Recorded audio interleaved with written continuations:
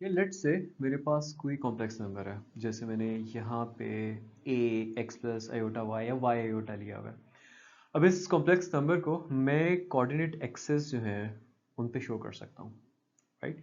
अगर मैं इसका जो रियल पार्ट है उसके लिए एक्स एक्सेस बना दूँ कि यार एक्स एक्सेस पे मैं वो प्लॉट करूँगा, और जो इसका इमेजिनरी पार्ट है उसके लिए मैं वाई एक्सेस बना लूँ, राइट। तो हमारे पास एक पॉइंट आ जाएगा एक्स वाई। अब ओरिजिन से लेके वहां तक का एक डिस्टेंस है।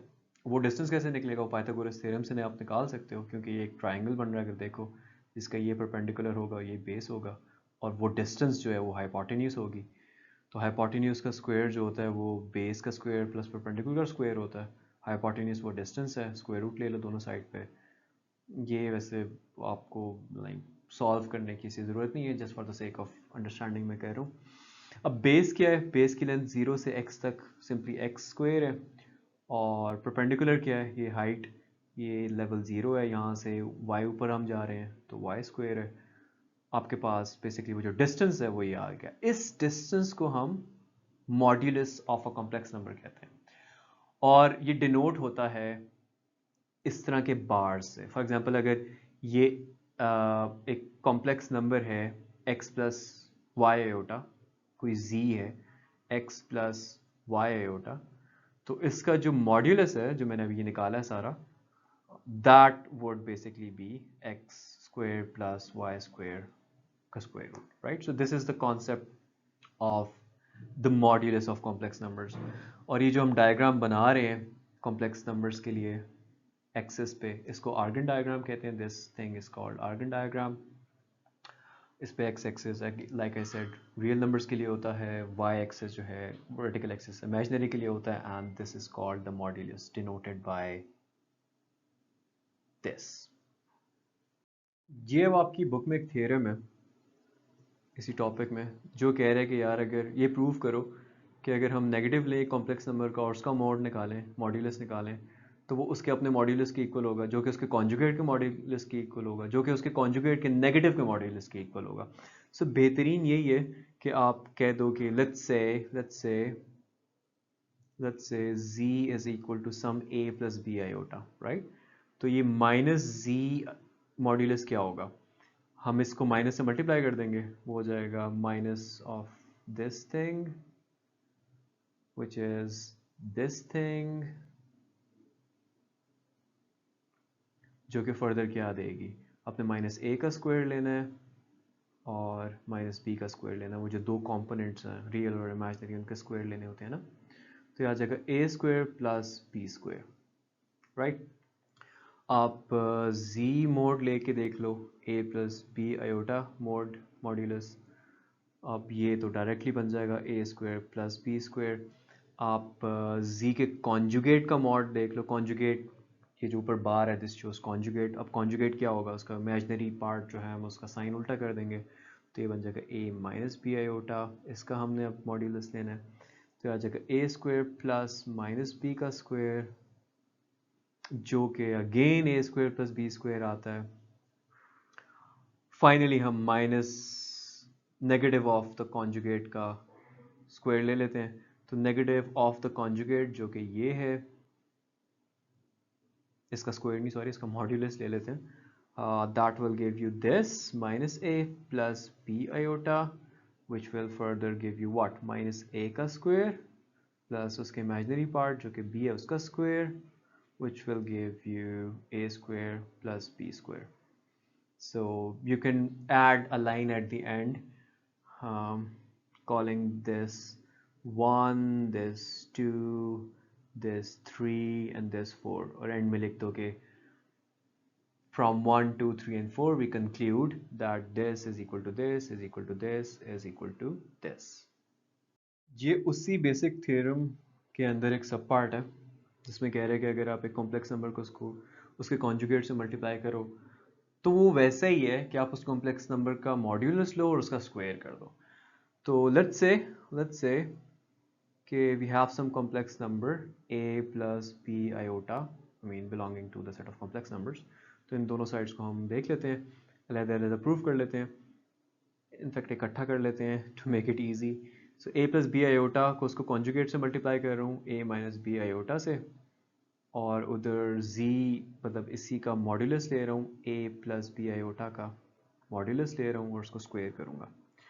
अच्छा जी, अब ये मल्टीप्लाई हो जाएगा a से a स्क्वायर, फिर a मल्टीप्लाई हो जाएगा b आयोटा से माइनस a b आयोटा आ जाएगा, फिर b आयोटा a से मल्टीप्लाई होगा तो प्लस a b आयोटा आ जाएगा, और फिर ये b iota minus b iota से मल्टीप्लाई होगा तो ये माइनस b आयोटा स्क्वायर आ जाएगा लेफ्ट हैंड साइड पे। राइट हैंड साइड पे अगर मैं मॉड्यूलस लेता हूँ तो इसका मॉड्यूलस ये सिंपली क्या बन जाएगा, a का स्क्वायर प्लस b का स्क्वायर रूट, और वो बाहर वाला स्क्वायर वैसे का वैसे ही पड़ा है, ये मैंने सिर्फ मॉड्यूलस से रिप्लेस कर दिया। अगर हम इधर देखें तो we can cancel these out. What am I left with? I'm left with a square minus b iota square, और वहाँ पे I'm left with a square plus b square because this will cancel out as well. Iota square minus 1 होता है,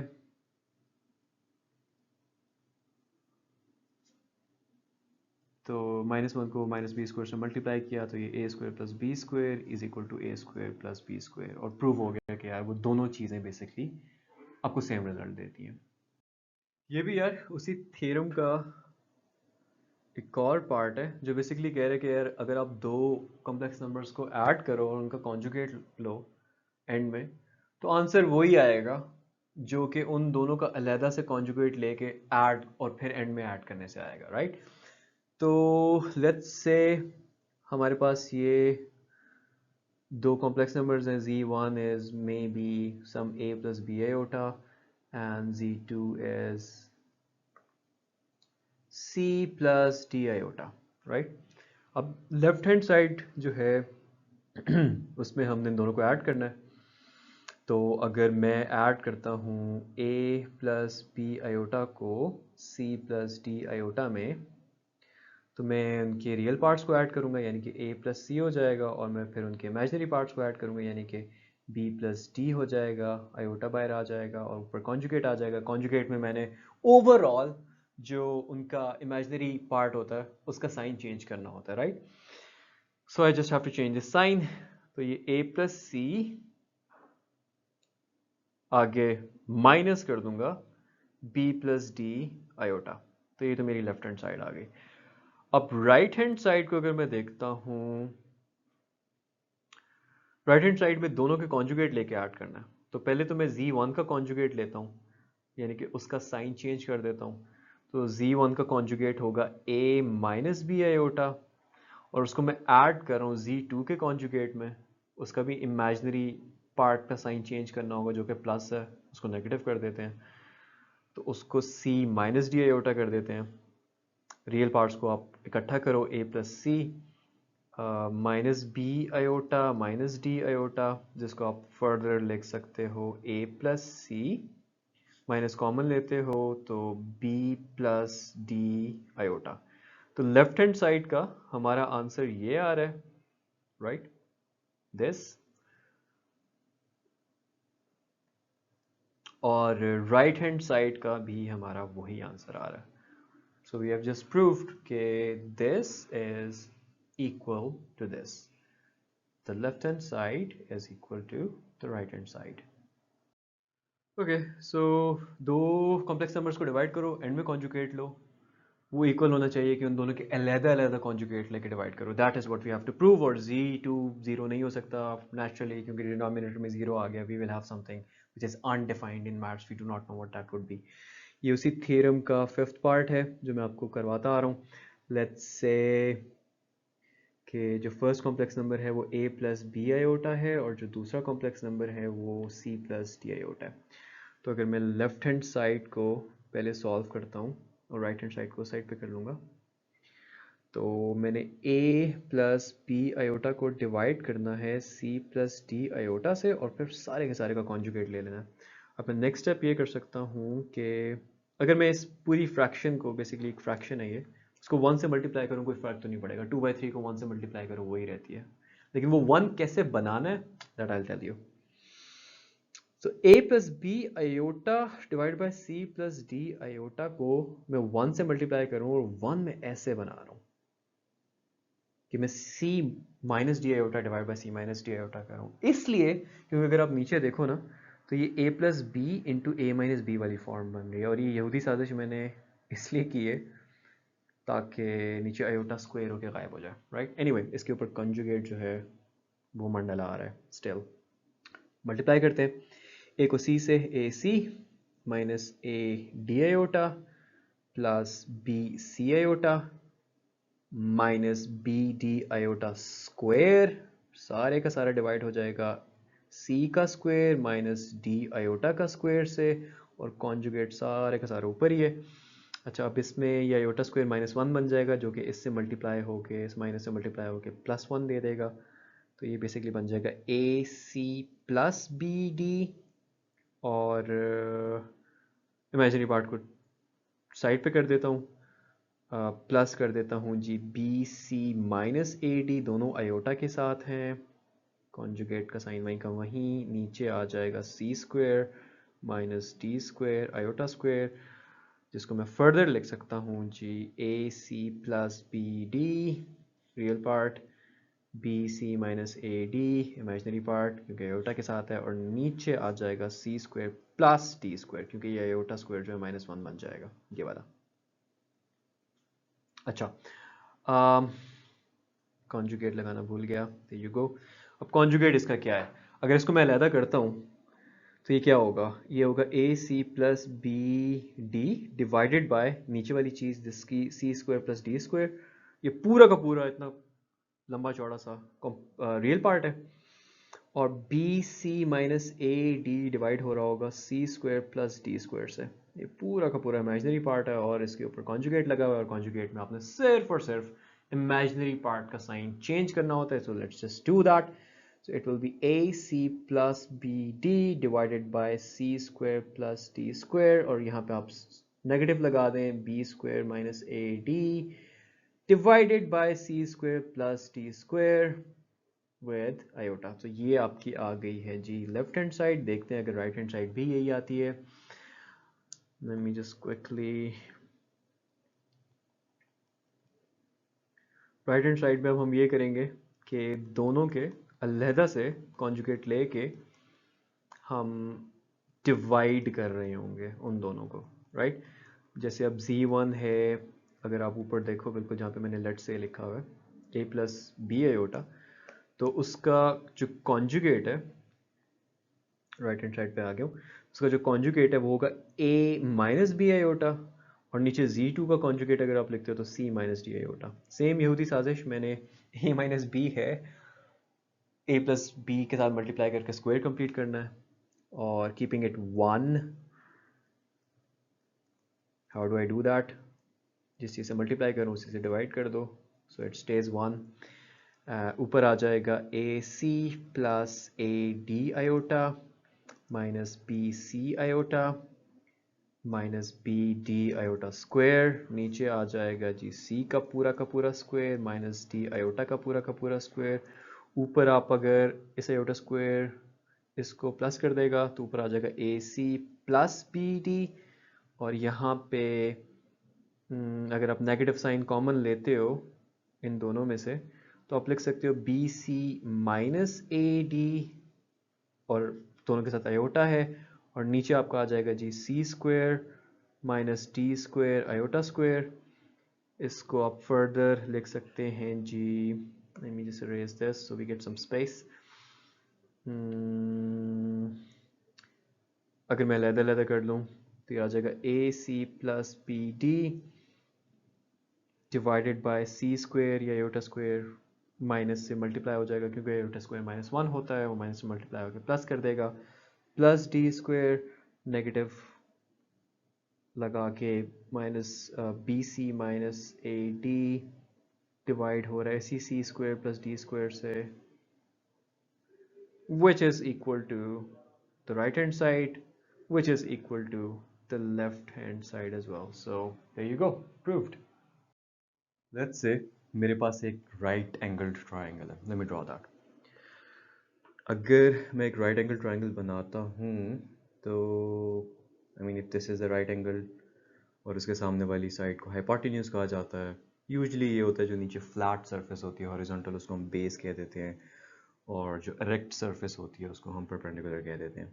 और hypotenuse और base के दरमियान का जो एंगल होता है उसको हम थीटा कह देते हैं, और इससे हम ट्राइंगल की रेशियोज निकालते हैं। फॉर एग्जांपल अगर मैं इसमें से कॉस थीटा निकालूं, curly brown hairs, so base by hypotenuse, और अगर साइन थीटा निकालूं तो परपेंडिकुलर बाय हाइपोटेन्यूज। यानी कि मैं यहाँ पे ये लिख सकता हूँ कि अगर मुझे एंगल और हाइपोटेन्यूज दी हो तो मैं बेस को लिख सकता हूँ कि यार ये होगी basically hypotenuse into cos theta, simply hypotenuse को मैंने मल्टीप्लाई कर दिया, और परपेंडिकुलर भी जो है वो हाइपोटेन्यूज इनटू साइन थीटा होगी।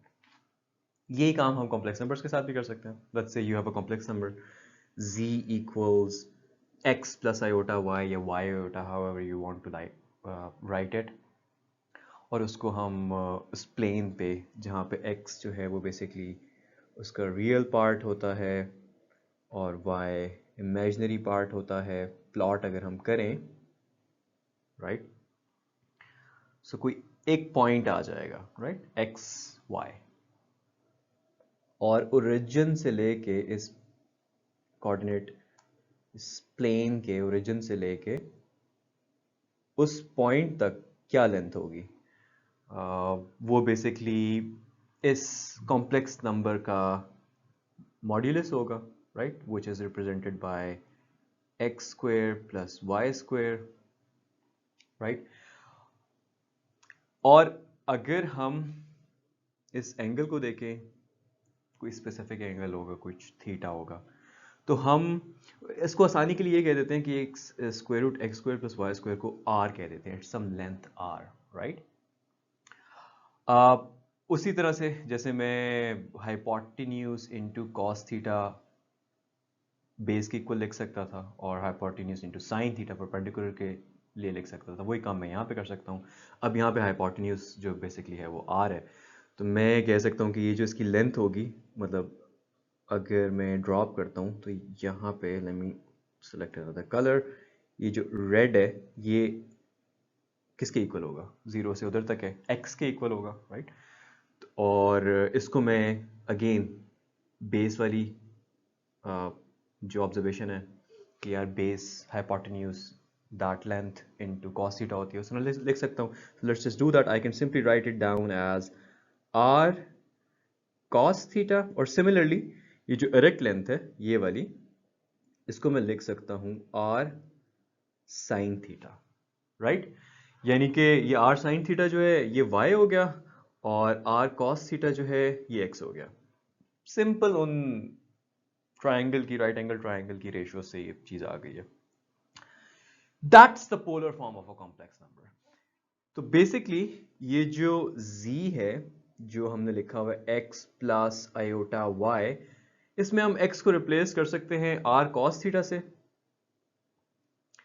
और y को हम रिप्लेस कर सकते हैं जी r sin थीटा से। आयोटा पहले लिख लेते हैं, r sin थीटा, जिसमें आपका r जो है, अगेन टू एम्फसाइज, आपका r जो है वो बेसिकली मॉड्यूलस है उस कॉम्प्लेक्स नंबर का, which is X square plus Y square का स्क्वेयर रूट। अच्छा, थीटा को इस केस में हम, वैसे ट्राइंगल में तो it's just an angle, right, इस केस में हम इसको argument of the complex number कहते हैं। सो जो आप आर्गन डायग्राम बनाते हो कॉम्प्लेक्स नंबर को, जो प्लॉट करते हो, उसके अंदर जो एंगल बन रहा होगा उस रियल एक्सिस के साथ, रियल पार्ट वाले एक्सिस के साथ, उसको आप basically argument of the complex number कहते हो। हमने यहाँ पे कॉम्प्लेक्स नंबर को z कहा हुआ है, तो मैं लिख देता हूँ आर्ग्यूमेंट ऑफ z है ये। वन लास्ट थिंग, इसी वापस ट्राइंगल पे आता हूँ। इस ट्राइंगल के अंदर टेंजेंट थीटा में क्या लिखूंगा, परपेंडिकुलर ओवर बेस, राइट।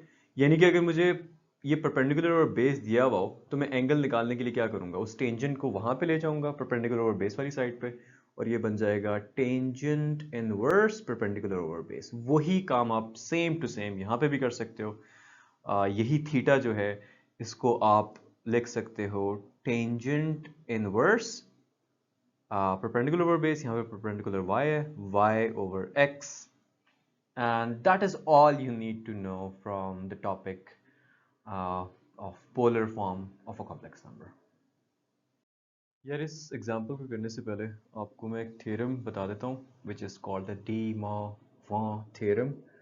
मैं इसको ठीक प्रोनाउंस कर रहा हूँ इसकी यही प्रोनाउंसिएशन है. It's a French word. Let's for ease call it de Moivre theorem जैसे लोग पाकिस्तानी नॉर्मली कहते हैं. एनीवे ये कहते हैं कि अगर आपके पास cos theta plus iota sine theta लिखा और उसके ऊपर कोई पावर हो n और ये n जो है वो इंटीजर्स के सेट में से हो 10 हो -10 हो 0 हो कुछ भी हो तो आप सिंपली इस n को मल्टीप्लाई कर दोगे थीटा से रिजॉल्व करने के लिए इसको सॉल्व करने के लिए.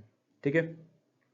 So just keep that in mind क्योंकि इस एग्जांपल में यूज़ होगा. ये एग्जांपल आपसे पूछ रही है कि यार रियल और इमेजिनरी पार्ट इस कॉम्प्लेक्स नंबर का बताओ. If you look at it इसको वैसे सॉल्व करना इज सुपर डिफिकल्ट.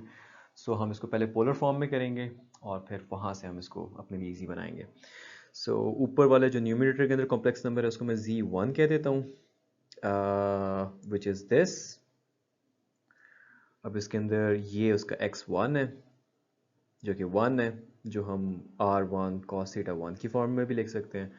ये जो है पूरा वो x2 है सॉरी y1 है नॉट x2 y1 है यानी कि नेगेटिव स्क्वायर रूट 3 जिसको हम r1 साइन थीटा 1 की फॉर्म में लिख सकते हैं. यानी कि अब हमने r1 और थीटा 1 निकालना है.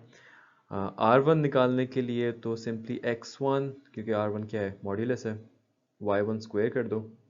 आपके पास आ जाएगा जी 1 का square plus minus square root 3 का स्क्वायर जो कि स्क्वायर रूट 4 बन जाता है जो कि 2 बन जाता है. तो r1 आ गया.